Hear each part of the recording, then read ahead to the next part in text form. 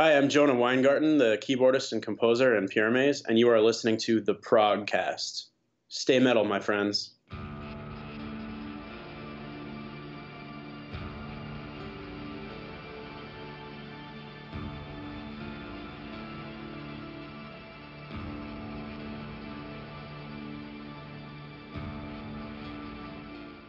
Welcome back to another episode of the Progcast. I'm your host Dario, and with me calling from the United States is Jonah, as you just heard from Pyramaze. How are you doing, Jonah? Great to see you. Wonderful. Thanks for having me. Doing well here. I'm in Minnesota, and it's cold and rainy out right now. And tomorrow it's supposed to snow, so I think winter is officially starting. Oh, wow. It is 12 midday where you are right now, right? And here in Munich, it's 7. So it's very dark here already. But we had a very sunny autumn day today. So I went out for a run. Wonderful. Jonah, you guys have a new album coming out this Friday, and it's called Epitaph. It's gonna be out on AFM Records, your first album for AFM Records, and but the third album with that lineup, right? Correct. Yep. Disciples of the Sun and our last album, Contingent, and then this is our third album in a row with our new lineup. Yeah, it's probably not really new anymore, right? Right. Yeah. This has been the group of guys we've had since 2013, I believe. Yeah, so why don't you introduce the band for our listeners quickly, who might have not heard about you or don't know the members of the band yet? Sure. Well, I'll start with Jakob Hansen. He's our rhythm guitarist, and he also plays bass on our albums, and he is our producer and mix engineer, and so he's kind of the jack of all trades. You might know him from his mixing work with Volbeat, Amaranth, Mercenary, Primal Fear. Yeah, this dude has a huge record, a huge list of albums he produced or mixed or worked with as a producer, as a music in the studio, in the post-production. Correct. Yeah. He's one of the best out there, so we're very lucky to have him also as a member of our band. Our lead guitar player's name is Toke Skjørnemund. Our drummer is Morten Galla Sorensen, and he also plays drums for Anubis Gate. Yes. And our singer is Terje Haroy, and he lives up in Norway. Right. I was gonna ask you actually, because looking at the history of Pyramaze, you guys started out with the first album, Melancholy Beast, was in 2004, and that was the Danish guys plus you and Lance King on vocals actually. So I wondered back in the day in 2004. How did you and Lance end up with this Danish band? Yeah, I was always curious how that happened.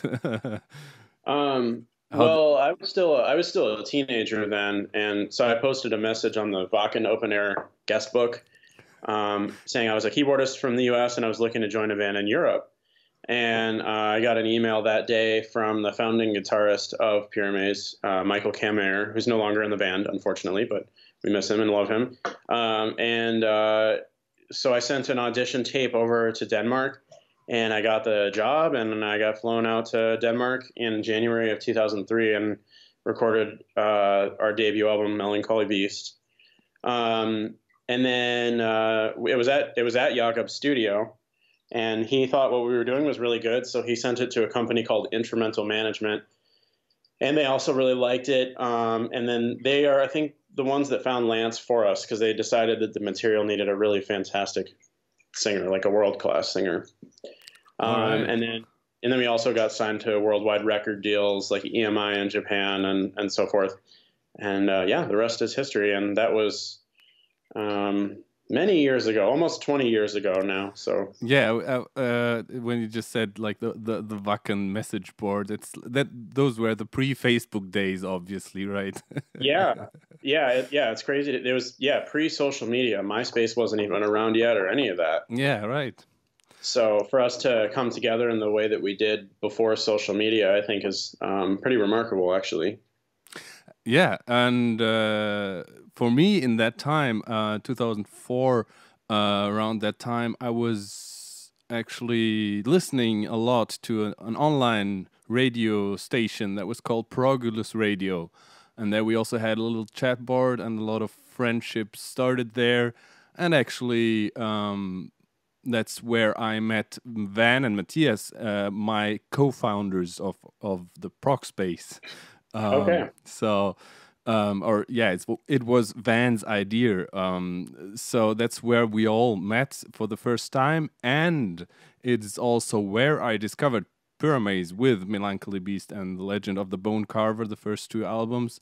They were in heavy rotation. The cool thing about the Progulus radio was, or still is, that it's a listener request system, so you can put your songs that you want to hear into the queue. It's not like a DJ or something. No one is curating what's playing there. And those have been great. Those were great times to discover so much prog music. And Pyramaze was always in heavy rotation there. Well, thank you for that. After those first two albums that I just mentioned, where Lance King was singing, you guys put out Immortal in 2008 with Matt Barlow, of course, and after that, Dario from Norway joined, and as I said, Epitaph is going to be the third album with that lineup. Yes. So, since it's an international band, how do you guys start with a new album when the songwriting starts? I guess everyone is developing their ideas at home, and then you throw them around through the internet. Yeah, well, the guys in Denmark, Jakob, Toka, and Morten, get together in the studio there and whip up some ideas. And then I also write on my own from here, and I'll send what I do to them, and they add their parts, and they send what they do to me, and I add my parts. And so I think that's actually helps with the album be very dynamic and diverse, because you have so many songwriters involved and so many different approaches to the songwriting process that the end result is, an album that's 12 or 13 songs long, but that doesn't get stale, that always sounds different. Yeah, actually, just listened to it for the first time just before I jumped here on the call, and it is pretty diverse. And you wrote about half of the songs, if I saw that, like with a glance of my eye. And let's talk about the first three singles, maybe. Stroke of Magic, World Forgone, and Particle. I think World Forgone, for me, was definitely the standout track from those three. A Stroke of Magic is more or less the opening track, a killer opening track of the album. But World Forgone, with the video and the lyrics and the little explanation that came with the video, I think that really it touched me a little bit. That topic that you guys wrote about and that you put into the song. That's also one of your songs, right? Correct. Yeah, I wrote that song. Very proud of it. It's a topic, of course, that's very important to me, but to all of us. We all have children in this band, and we want to leave a nice planet for them and their children to live on. So it's very, very, very anthemic. I had a little bit Evergrey feel, maybe, with a big anthemic chorus. Yeah, we've gotten a lot of comparisons on this album to Evergrey.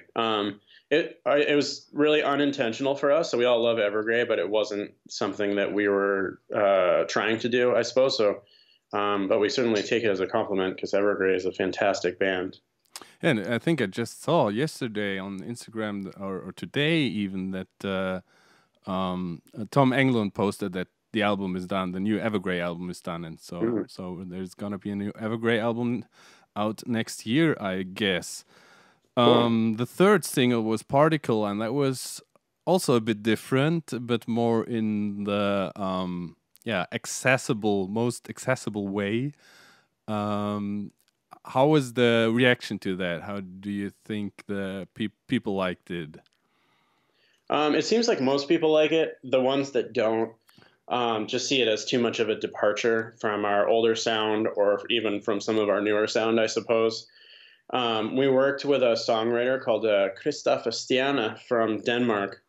He's the singer and songwriter for a band called Hero. They're kind of more of a modern rock, sort of pop rock band from Denmark. So it was cool to have that additional influx of creativity there. And we worked with him actually on a few songs on the album. Obviously, Particle was one of them. And I believe the other one was Indestructible. So you can kind of hear that one, too, has more of a modern sound, especially in the chorus. But it's a nice like fusion of sounds and influences. Yeah. You also have a couple of guests on the album. On Transcendence specifically, you got Brittany from Unleash the Archers. As I said, I just listened to the album, and yeah, that was definitely the right choice for that song. It's really powerful. She's awesome. How was the collaboration with her? How did it go about, or how was it working with her? Both. Okay.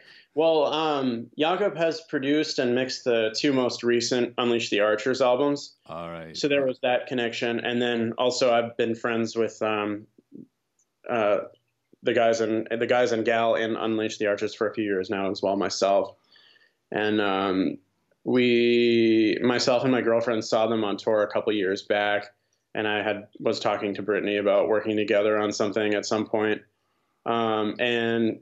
So when I wrote the music for Transcendence, that was one that really stuck out in my mind. That would be great for her to collaborate on because it's just a super driving track. You know, I think usually on albums, it's more common when you have a female vocalist if you have them on a ballad, and that's kind of what we've done in the past. But she's such a powerful singer and has so much range. She's one of my favorite singers in the world. So I wanted her to.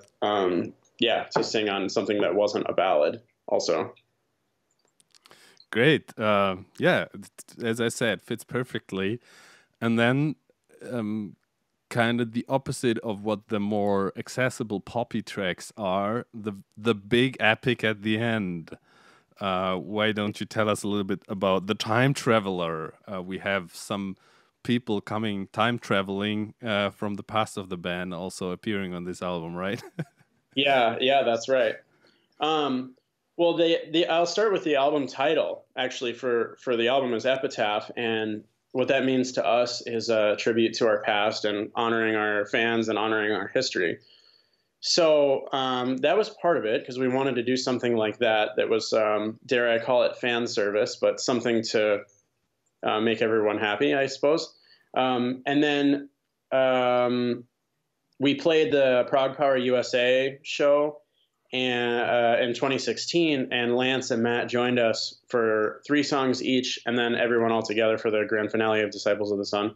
And that went really well, so that sort of also planted the seed of like, hey, it would be cool to do a song or something or a trilogy or something along those lines and include Matt and Lance. We just love the overarching sense of unity and family. Yeah. That's always been something that Pyramaze has been all about.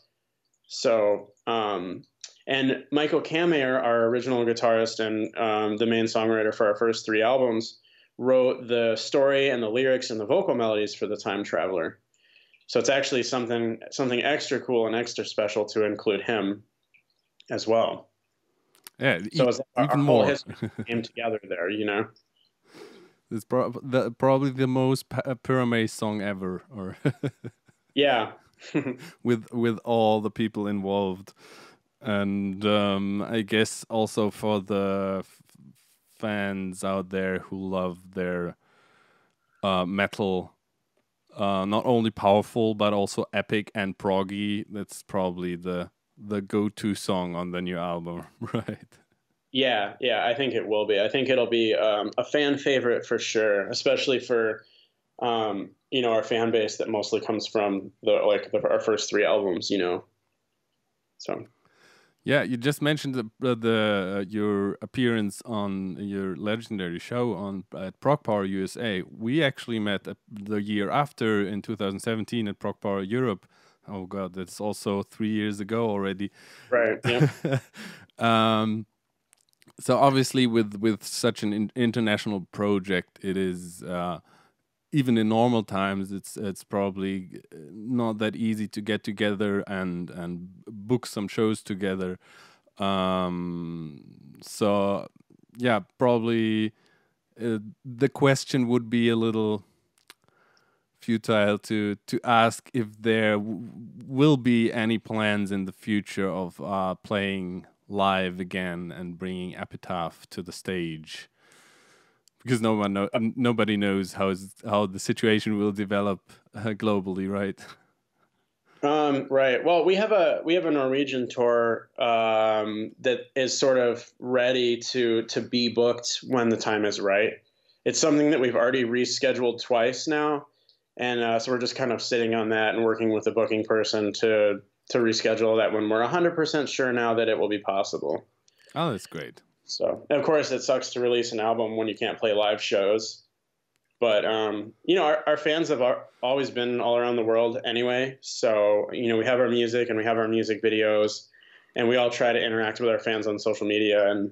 And so I suppose, you know, glass half full. That's the best we can do, and hopefully people will still go out there and buy the Epitaph album, because the music industry needs to stay alive. You know, I hope everyone's buying music from all of their favorite bands.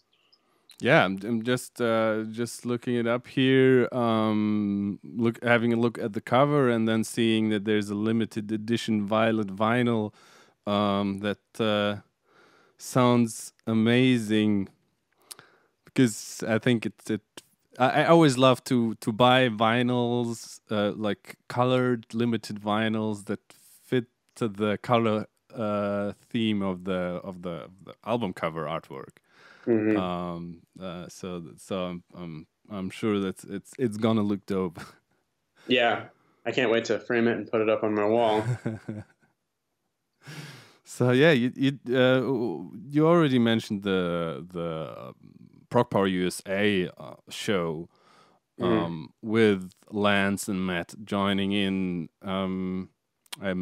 I have, of course, I have seen videos and pictures of Center Stage in Atlanta, and if I always wanted to go also to maybe one day also go to Prog Power USA, as I was at Prog Power Europe for a lot of times now, and just always wanted to visit my American brothers and sisters at the Prog Power USA, and the stage and the venue just looks super cool. It's a lot bigger than Prog Power Europe, and so I guess that was probably one of the highlights of the band history. Is there any other highlights you particularly are fond of, the memories? We played the Bloodstock Festival in England, in Manchester, England, in 2006, and that was also one of my favorite shows. Oh wow! We had fans come down from Scotland with like big Braveheart swords for us to autograph, and yeah, it's just really, that was also a really great festival, and they treated us well. So that was fun, and awesome fans over there as well, and of course. I liked playing Paris with Primal Fear back in 2006 also. That was a good one. So we've had some nice shows over the history of our career. Of course, playing Prog Power Europe was super cool. Yeah, Primal Fear is one of those metal bands, early metal bands I got into because actually the uncle of a classmate of mine used to play drums in Primal Fear.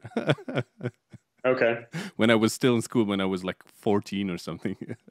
Okay. And I started to get into metal, and so my classmates said, "Hey, do you know my uncle plays in Primal Fear?" And I was like, "Oh, small world." Yeah, great. I think it's been an amazing year for prog metal. A lot of amazing albums dropping in 2020. At least one thing that has been consistently good in this year. Great new prog albums throughout the very different subgenres of prog. Pyramaze here, obviously, in the more traditional melodic power prog metal vein. We like to end our interviews with a little section that we call "What's in Your Walkman." So, is there anything that you have been listening to lately that you would like to recommend to your fans and our listeners? Yeah, I love that. What's in your Walkman? Because I haven't owned a Walkman for 25 years or something. But yeah, actually, I've been digging into the back catalog of Scar Symmetry again. All right. And sort of, rediscovering that. I used to listen to them a lot back in the day, especially their first 3 albums. And so I've mostly been jamming that lately. I like sort of remembering like, oh yeah, I really like that band, and then sort of re-digging into their back catalog and listening to the albums that I grew up with and always loved. Yeah, I think I saw them once, more than 15 years ago, and I'm pretty sure it was still with Christian Elvestam with the first singer. Yeah, that was a fun show at the Rockfabrik in Ludwigsburg. Yeah, cool recommendation. Any particular track that you would like me to put into the playlist for this episode? From Scar Symmetry? Yes. Let's go all the way back to their first album, and I think it's the first track on their first album. It's called Chaos Weaver. It's always stuck in my head. Yeah, I think I remember that one. Yeah, I remember the title, definitely. I never really followed them, to be honest, but of course I know about them and about their significance in that particular subgenre that they're in. Anything else before I come around with my recommendations? Well, I would just want to say thanks to everyone out there who has supported Pyramaze for all these years and bought our albums and come to our shows when we do, in fact, play them. And I promise that we'll keep making the best albums that we can and making music that is true to ourselves. And thank you for supporting us in the music industry. And also check out my new band, Catalyst Crime. We have a big announcement coming this week as well, and some touring plans coming up. So, that sounds very interesting. Do you want to say a little bit more about them? What we can expect? Yeah, Catalyst Crime is my new symphonic metal band that I'm a part of and the composer of. And yeah, our debut album is going to be coming out in 2021. And we're going to shoot a music video in about a month. So yeah, that's just something else that's exciting. And I get to do even more of my film score music style composing with that band, which is fantastic. So make sure to follow Catalyst Crime and Pyramaze on Facebook if you don't already. Sounds great. I'm just having your personal musician profile on the Metal Archives open here, and I see Catalyst Crime listed there already, but they don't have their own entry there yet. Oh. Well, I'm sure that'll be coming soon. It's the drummer from Zandria is also in the band, Garrett Lamb. So he's another well-known band and musician. Great, it sounds really exciting. So for these What's in Your Walkman sections, I always try to match them a little bit with like my recommendations, a little bit with the style of the band, obviously, that we are talking about. So a couple of days ago, I woke up and had randomly stuck in my head the song Colophone from Threshold's March of Progress album in 2012. So I'm gonna put that song, and also just recently DGM from Italy dropped their new album, and the first single, I think, especially Flesh and Blood, was a really killer track.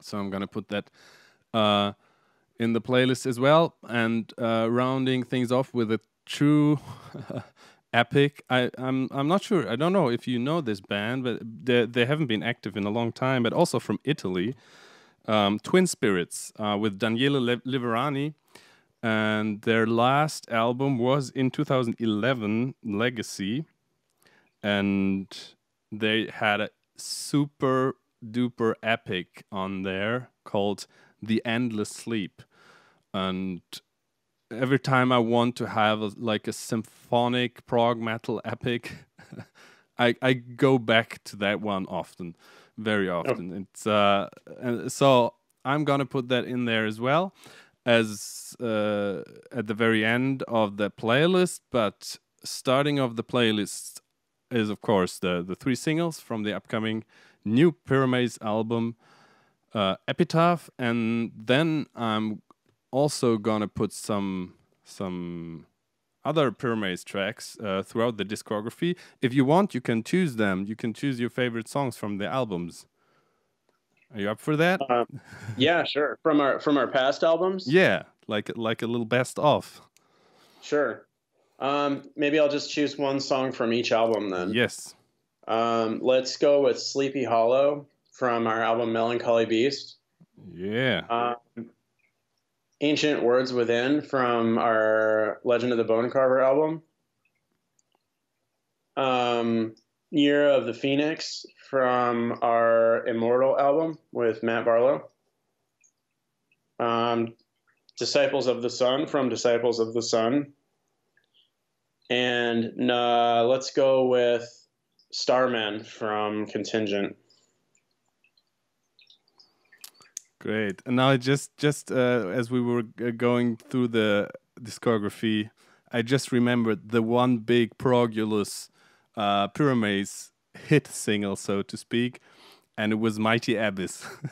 And every time it would come on, we were like going crazy in the little chat board on the side of the website, like screaming, typing the Mighty Elvis. Yeah, that's awesome. So yeah, those are my memories with early memories with Pyramaze on Progulus Radio.